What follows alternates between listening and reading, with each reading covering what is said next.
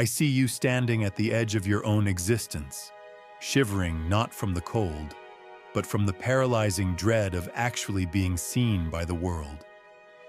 You claim you are waiting for the right moment, for the stars to align or for the pain to subside. But the truth is far more clinical. You are simply refusing to be born. I am here to tell you that your struggle is not with your circumstances, but with the terrifying responsibility of your own will. The conflict tearing you apart is the tension between your desire to merge with the safety of the crowd and your desperate need to stand alone as a unique individual. You seek comfort in the womb of your habits, because to step out is to face the ultimate isolation of the Creator. You are not a victim of a cruel fate. You are an artist who has become terrified of the blank canvas of your own future, choosing instead to rot in the familiar cage of your past. Your misery is not a flaw in the universe. It is a masterpiece of your own design, crafted meticulously to keep you from the risk of living. You blame your parents, your job, or your bad luck. Yet these are merely the props you use to justify your inertia. The external world is a mirror of your internal refusal to assert yourself, and until you stop hiding behind your self-inflicted wounds, you will remain a ghost in your own life. 1. Your suffering is a shield against existence. I watch you cling to your sadness as if it were a physical lifeline, using your trauma like a fortress to keep the demands of reality at bay. You wake up every morning and rehearse your limitations, reminding yourself of all the reasons why today cannot be the day you finally take command. This is not a lack of strength. It is a profound misuse of your will, directed entirely toward the preservation of your current, stagnant self. You prefer the predictable ache of your current failure to the unpredictable terror of a potential success that would demand you change who you are. The psychological reality is that you are addicted to the safety of being a victim, because victims are never required to lead. If you were healthy, if you were whole, if you were powerful, you would have no more excuses, and that thought scares you more than death itself. You have built an entire identity around what you cannot do, ensuring that no one, including yourself, ever expects you to cross the threshold into true adulthood. By remaining broken, you grant yourself a permanent exemption from the grueling labor of self-creation. You are effectively strangling your own growth to avoid the birth anxiety that comes with every new stage of development. To move forward is to leave behind the person you were, and you perceive this transition as a form of dying rather than a form of becoming. You would rather endure a slow, agonizing decay in the familiar dark than face the blinding light of a new responsibility.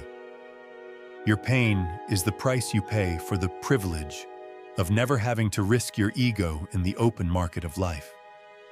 I see how you nurture your anxieties, feeding them with constant rumination and obsessive self-analysis that leads nowhere.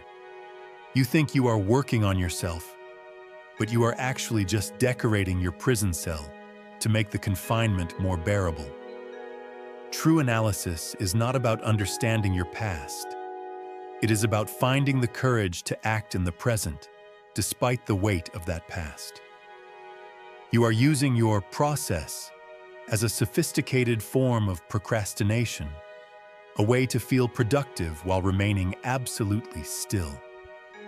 This stagnation is a choice, though you will deny it with every fiber of your being to protect your fragile self-image. You argue for your limitations with such passion that you have finally convinced yourself they are objective facts of nature. They are not. They are the walls you built to keep out the wind of change, and you are now complaining that you cannot breathe. You are the jailer, the prisoner, and the architect of the bars, all at once. Every time you say, "I can't," what you are truly saying is, I will not. You will not face the guilt of outgrowing your peers. You will not face the fear of being wrong. You will not face the solitude of the visionary. You have turned your will inward, using it to suppress your own vitality so that you can remain small and safe. This internal sabotage is the only way you know how to maintain control over a life you are too afraid to actually lead. Think about the energy it takes to maintain your dysfunction, the constant vigilance required to ensure you never accidentally succeed. You are exhausted not because life is hard, but because you are fighting a non-stop war against your own potential. You are holding the door shut from the inside while crying out for someone to rescue you from the room. It is a pathetic display of cowardice disguised as a tragic misfortune, and you know it. The truth is that you don't want to be cured, because being cured means you lose your primary tool for manipulating the world and yourself. Without your problems, you would just be another person responsible for their own outcomes, and that is a burden you aren't ready to carry. You have made a pact with your shadow to stay in the shade, and now you wonder why you feel so cold. You are freezing because you have rejected the fire of your own agency. You must realize that this protective cocoon of misery is actually a shroud. You are burying yourself alive to avoid the scratches and bruises of a life lived in the sun. You claim to want freedom, but you flee from it every time it presents itself in the form of a difficult decision or a lonely path. You are not trapped by the world. You are trapped by your own refusal to be born into it. Stop pretending that your paralysis is a mystery or a medical condition. It is a strategic retreat from the battlefield of individuality. You are choosing to fail because failure is a known quantity, whereas success requires a constant, terrifying renegotiation of your entire existence. You are hiding in the ruins of your potential, hoping that the world will eventually stop asking anything of you. It won't. 2. The fear of living is the fear of being alone. I observe how you obsessively seek the approval of others, molding your opinions and your very personality to fit the expectations of the group. You are terrified of the life fear, that sudden, sharp realization that you are a separate entity, distinct from your mother, your partner, church, and your society. To be an individual is to be fundamentally alone, and you are so desperate to avoid that solitude that you are willing to sacrifice your soul to belong. You have traded your uniqueness for a seat at a table where no one actually knows who you are. The internal conflict you feel is the protest of your suppressed will against this forced conformity. Every time you bite your tongue or follow a trend you despise, a part of you dies, and the ghost of that lost self haunts you as depression. You call it being a good person or being agreeable, but it is actually a form of spiritual suicide. You are so afraid of the isolation that comes with self-assertion that you have become a mirror, reflecting everyone else's light while remaining dark inside. You think that by blending in, you are escaping the pain of rejection, but you are actually ensuring a much deeper pain, the pain of never having existed. If you never stand for anything that causes friction, you have never truly lived. You have merely functioned as a social appliance. The separation you fear is actually the prerequisite for any meaningful connection. You cannot truly love another person if you are simply using them as a hedge against your own loneliness. I see your desperate need for validation, as if the permission of others could somehow legitimize your presence on this earth. You are waiting for a judge who does not exist to tell you that it is okay to be yourself. This search for external authority is a regression to childhood, a refusal to take the throne of your own life. You are looking for a father figure in your boss, a mother figure in your spouse, and a god in your ideology, all to avoid the terrifying silence of your own conscience. The psychological birth requires you to cut the umbilical cord of social approval, and you are currently holding onto it with white-knuckled desperation. You fear that if you speak your truth, the world will turn its back on you, and you will vanish into the void. What you don't realize is that you are already in the void. You are just surrounded by people who are equally lost and equally fake. The only way out is through the gateway of your own isolation. You use love as a weapon to bind people to you, creating dependencies that stifle both you and them. You call it intimacy, but it is often just a mutual pact to never grow up and never leave the nest of shared illusions. When someone tries to assert their own will, you feel it as a personal attack, shocked because it reminds you of the will you have buried in yourself. You are not seeking a partner. You are seeking a cellmate to help you endure the sentence of your own mediocrity.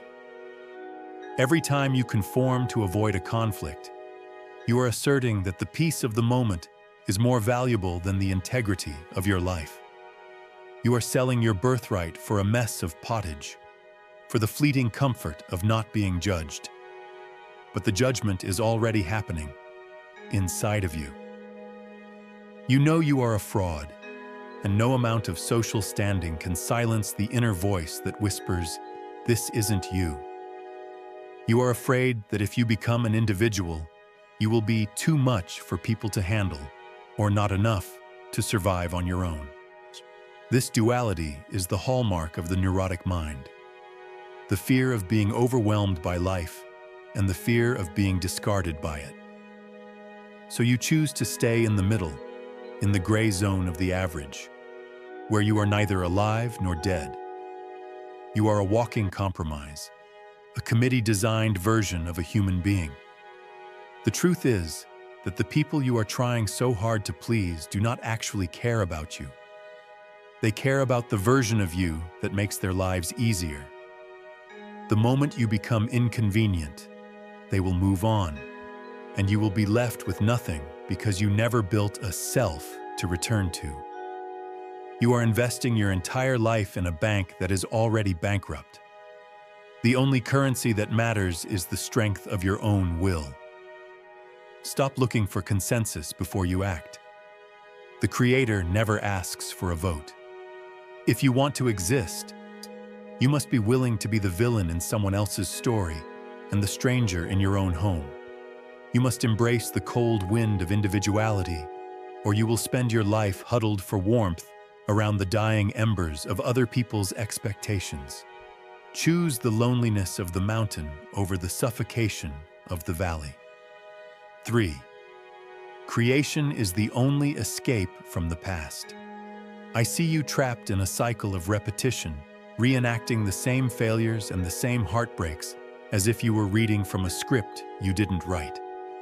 You believe you are dealing with new problems, but you are actually just recycling the old wounds of your childhood, projecting them onto every new person you meet. You are a prisoner of your own history because you have refused the one thing that can break the chain, the act of creation. You would rather be a victim of your past than the creator of your future. The psychological reality is that unless you are actively creating your own reality, you are merely a byproduct of someone else's. Your personality, your tastes, your career, most of these were handed to you, and you accepted them because you were too lazy or too scared to invent yourself. To create is to take a stand against the chaos of the unconscious. It is to impose your will upon the world. Without this creative act, you are just a biological machine processing old data until you break down. You think of creativity as something for painters or poets, but I am talking about the fundamental creativity of the human soul. It is the ability to say no to what was and yes to what could be. You are currently a passive observer of your own life, watching it happen to you like a movie you've already seen 1,000 times. You complain about the plot, yet you never grab the pen to change the ending. I see how you use your unconscious as an excuse, claiming that you have trauma or complexes that prevent you from moving forward. You have turned psychology into a new form of fatalism, a way to say, I can't help it, it's my subconscious. I tell you that the unconscious is not a fixed destination. It is the raw material from which you must forge a self. By refusing to create, you allow the stagnant waters of your past to drown your present potential. The reason you don't create is that creation involves guilt. When you create something new, you are effectively destroying the old order. You are killing the expectations your parents had for you, the comfort of your peer group, and the safety of the status quo. This creative guilt is what keeps you paralyzed. You feel like a criminal for wanting to be more than what you were told to be. So you stay loyal to your misery to avoid the feeling of betrayal. You must understand that your personality is not a fixed object you were born with. It is an ongoing performance. If you don't like the play, change the role. But you won't, because playing the lead requires a level of courage you haven't yet summoned. You would rather be a supporting character in your own life, someone who things happen to, because that role comes with much less responsibility. If you fail as a supporting character, it's the director's fault. If you fail as the lead, it's yours. So I see your self-sabotage for what it truly is. A desperate attempt to stay within the boundaries of the familiar. Every time you are on the verge of a breakthrough, you do something to ruin it. You pick a fight, you miss a deadline, you get sick. You do this because the new you is a stranger, and you are terrified of meeting him. You would rather be the loser you know than the winner you don't recognize. Creation is a form of rebirth, and birth is always violent and painful. You are trying to find a way to grow that doesn't hurt, but there is no such thing. The tension you feel is the pressure of the new life trying to break through the shell of the old one. If you don't assist in this birth, the new life will die inside you, and its decay will poison everything you touch. That is the source of your bitterness, the rotting remains of the person you were supposed to become. You are waiting for inspiration or clarity before you act. But clarity is a reward for action, not a prerequisite for it. You create the path by walking it, not by studying a map in your room. Your endless planning and researching are just sophisticated ways of staying in the womb. You are overthinking because you are underliving. The only truth is found in the doing, in the messy, imperfect assertion of your will. Stop looking for the meaning of life as if it were a hidden treasure you could find. Life has no meaning other than the one you have the guts to invent. You are the meaning maker. If your life feels empty, it is because you have failed to pour yourself into it. You have stood on the sidelines, criticizing the players while your own clock runs out. Pick up the brush, take the risk, and start painting over the wreckage of your past. 4. Your will is the only cure for your neurosis. I see you looking for a cure in pills, in therapy, in meditation, and in 1,000 different distractions. You want someone to take the bad feelings away so you can go back to being a functional cog in the machine. But your neurosis is not a disease. It is a sign of health. It is your will crying out because it is being strangled by your own cowardice. You don't need a doctor. You need to reclaim the power of your own decision-making. The fundamental problem you face is that you have externalized your will. You think things happen to you, or that you have to do things because of your job or your family. This is a lie. You choose everything. You choose to stay in that soul-crushing job. You choose to tolerate that toxic relationship. You choose to wake up and be miserable. You deny this because admitting you have a choice means admitting you are responsible for your own suffering, and that realization is more painful than the suffering itself. Your symptoms, the anxiety, the depression, the panic, are actually protests from your soul against the life you are forcing it to live.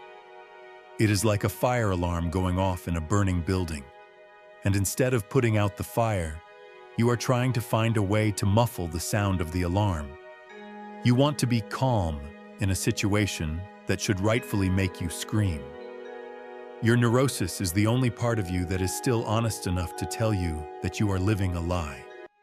I watch you struggle with discipline as if it were a foreign substance you need to inject. Discipline is nothing more than the will directed toward a goal. You lack discipline because you don't actually want the goals you claim to have. You just want the results without the transformation. You want to be fit without the pain of the gym. You want to be rich without the risk of the venture. You are trying to negotiate with reality, looking for a loophole where you don't have to exert yourself. The individual will is the most powerful force in the human psyche, and it is the one thing you are most afraid to use. If you actually used your will, you would have to face the fact that you are the one who has been holding yourself back all these years. You would have to face the guilt of your wasted time. To avoid this, you pretend to be weak. You play the role of the helpless one so that no one can blame you for your failure. You use your feelings as a compass, but your feelings are just echoes of your past habits. If you wait until you feel like it to do something important, you will never do it. The will must override the feeling. You must learn to act against your own impulses if those impulses lead back to the cave.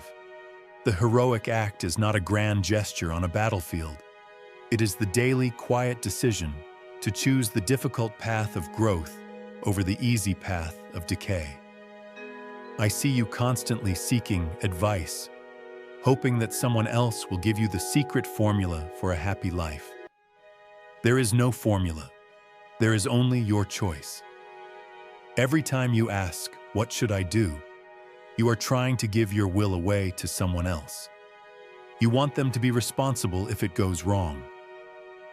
You are looking for a master because you are afraid to be your own. True therapy is not about understanding why you are the way you are. It is about finding the strength to be someone else. Your neurosis will vanish the moment you stop fighting yourself and start fighting for yourself.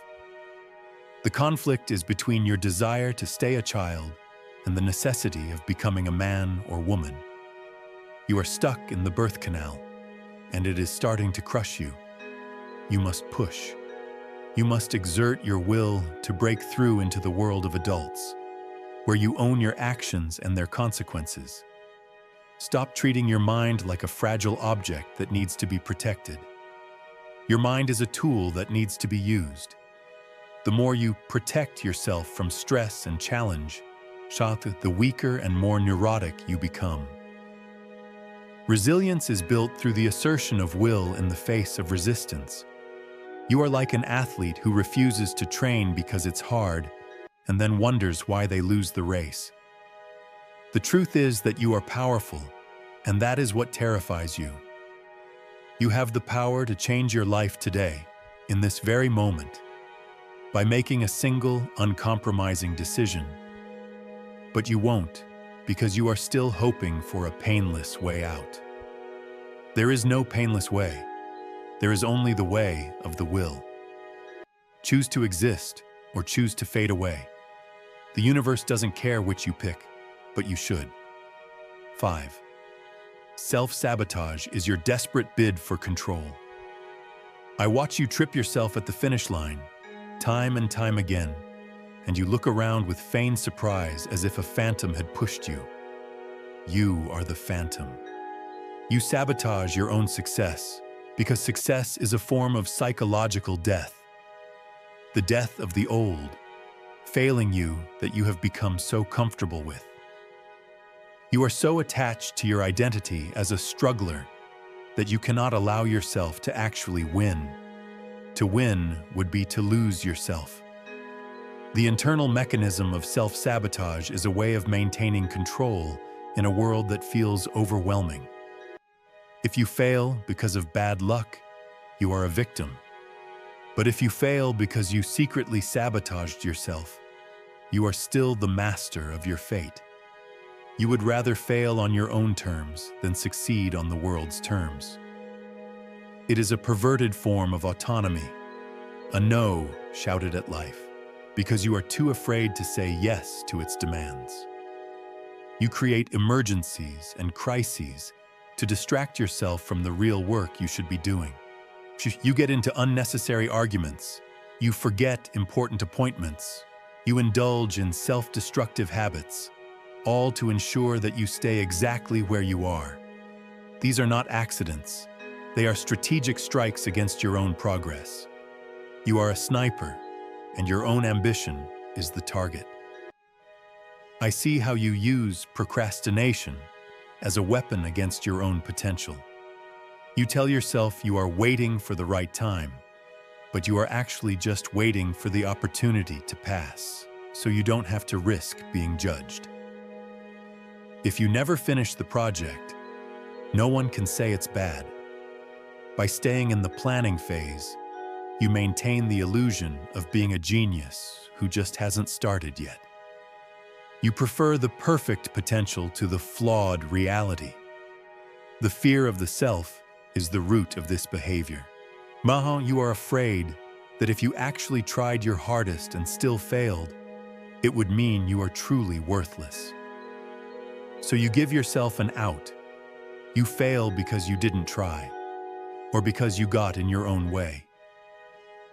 This allows you to maintain the fantasy that, if I really wanted to, I could be great. It is the most pathetic lie a human being can tell themselves. It is the ego's way of protecting its pride at the cost of its life. You must realize that your failures are often just as planned as your successes would be. You are achieving exactly what you want, a reason to stay small. You have an internal thermostat for how much happiness and success you think you deserve. And the moment you go above that level, you trigger a cooling mechanism of sabotage to bring you back down to your baseline of misery. You are comfortable in the cold. This cycle of self-sabotage is a refusal to be reborn. Each new level of success requires a new version of you, and you are terrified of losing the old one. You are like a snake that refuses to shed its skin, even as the old skin starts to tighten and choke you. You would rather suffocate in your old identity than go through the temporary vulnerability of being new. You are killing your future to protect your past. I see your addictions and your vices not as moral failings, but as tools of the will used to dull the pain of your own potential. You drink, you scroll, you hide. Anything to quiet the voice that tells you that you are wasting your life. You are self-medicating the guilt of your own inertia. But the guilt is there for a reason. It is the call of the self trying to wake you up from your self-induced coma. So you must stop treating your self-sabotage as a mystery to be solved. It is a decision to be reversed. You are doing it to yourself because you are a coward who prefers the safety of the gutter to the risk of the peak. You are using your creative energy to build a cage instead of a ladder. It is a brilliant, tragic waste of a human life, and only you have the power to stop the demolition. The moment you accept that you are the one holding the knife, you can finally put it down. But that means accepting that every failure you've ever had was on some level a choice. That is a heavy burden, but it is the only one that will make you strong. Admit that you have been your own worst enemy, and then, for the first time in your life, Try being your own ally. The war is over as soon as you decide to stop fighting yourself. You have spent your entire life running from the person you were meant to be, hiding in the shadows of someday, and if only. I have shown you the mirrors you use to avoid your own reflection, and I have stripped away the excuses you use to justify your paralysis. Now, you stand naked before the truth of your own will. You can choose to step out into the terrifying, beautiful light of your own individuality, or you can crawl back into the suffocating comfort of your self-inflicted grave.